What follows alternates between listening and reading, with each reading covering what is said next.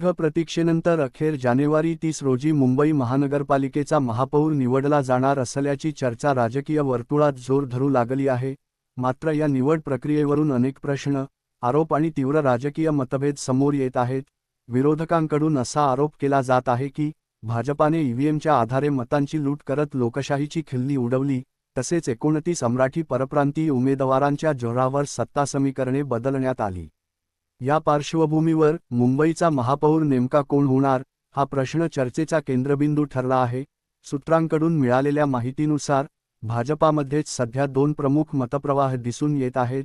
एकीकडे शिंदे गट अर्थात शिंदे शिवसेनेचा शिशी गट उमेदवार महापौर व्हावा यासाठी भाजपाच्या काही नेत्यांकडून जोरदार पाठपुरावा सुरू असल्याचे बोलले जात आहे.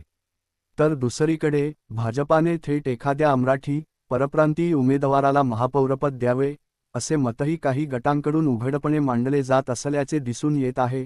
मुंबई ही महाराष्ट्राची राजधानी आणि मराठी अस्मितेचे प्रतीक असलेले शहर असल्याने मराठी विरुद्ध अमराठी महापौर हा मुद्दा पुन्हा एकदा राजकीय वातावरण तापवण्याची शक्यता व्यक्त केली जात आहे.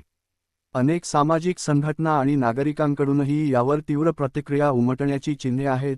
जानेवारी 30 रोजी होणाऱ्या या निर्णयाकडे संपूर्ण मुंबईचे लक्ष लागले असून हा महापौर मुंबईकरांचा प्रतिनिधी ठरणार की सत्ताधाऱ्यांच्या राजकीय समीकरणांचा परिणाम यावर पुढील राजकीय दिशा ठरणार असल्याचे जाणकारांचे मत आहे.